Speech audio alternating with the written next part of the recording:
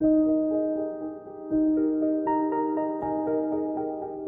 of our volunteers are actually initially just donate money to us, So actually only Zred and me do the groundwork.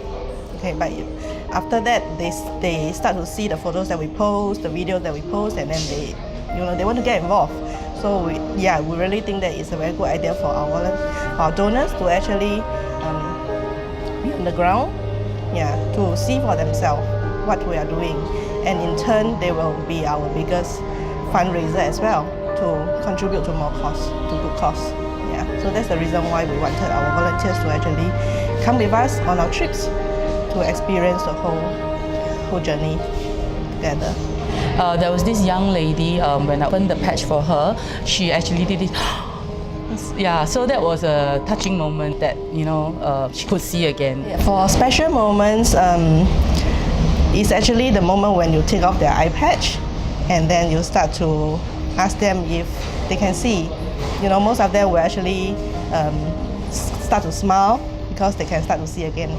But actually, there's also a very sad case where they actually they can't see. I think it's very sad that the help did not come earlier, because some of them have been blind for so many years since young, and if they could have the ability to do the operations earlier when they are young, perhaps we are able to let more people see.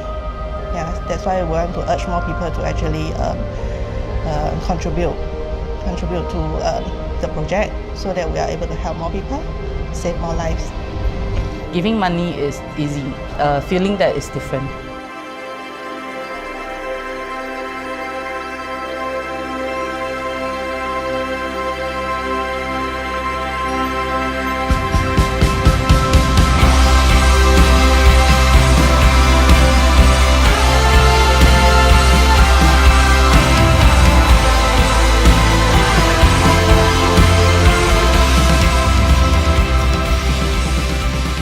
Operation Rejoice share the same vision as a new vision because we believe in bringing resources to further away where no other organization goes to. So for example, in Nepal, we go up into the mountains, maybe 14-15 hours drive, and there's some places even 1 hour, 1 day walk away from the main road.